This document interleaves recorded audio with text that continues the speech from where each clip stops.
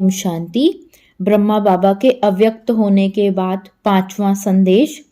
साकार में रहते भी लाइट माइट रूप बनने के लिए अंतर्मुखी रहो।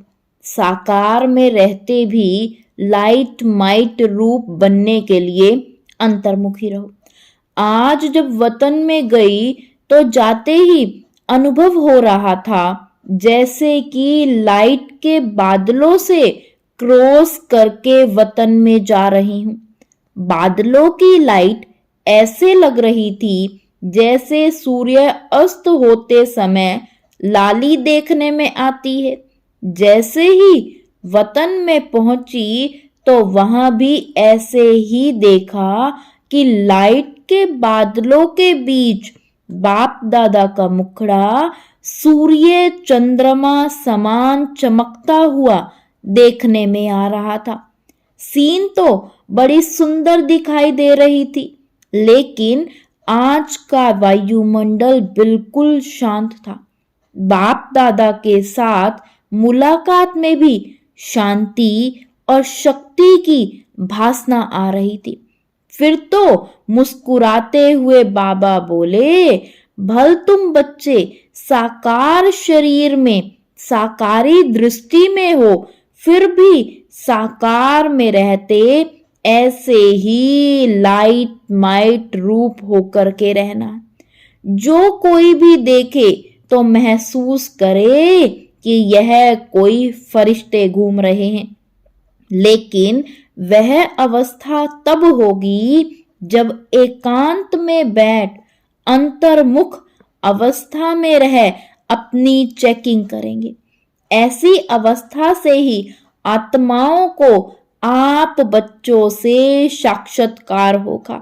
आज वतन में एक तरफ तो बिल्कुल शांति थी और दूसरी तरफ फिर प्यार का रूप बहुत था।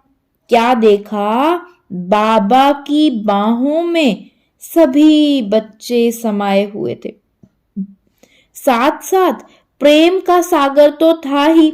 बाबा ने कहा, तुम शक्तियों को भी सर्व आत्माओं को ऐसे ही अब अपने समीप लाना है। आपकी दृष्टि में बाप समान जब प्रेम और शक्ति दोनों ही पावर होंगी तब आत्माएं नजदीक आएंगी।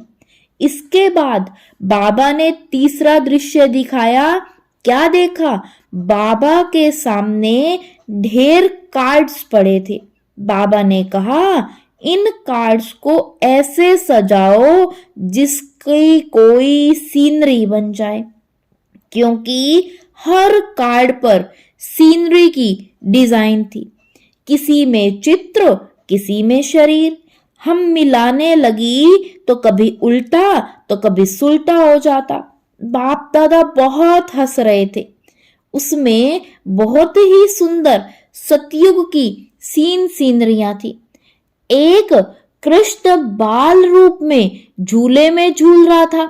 साथ में कांता दासी झूला झूला रही थी। दूसरे में सखियां का खेल चल रहा था। मतलब तो सतयुग की दिनचर्या थी। फिर बाबा ने विदाई देते समय कहा, बच्ची सबको संदेश देना कि शक्ति स्वरूप भव और प्रेम स्वरूप भव। ओम शांति, ओम शांति।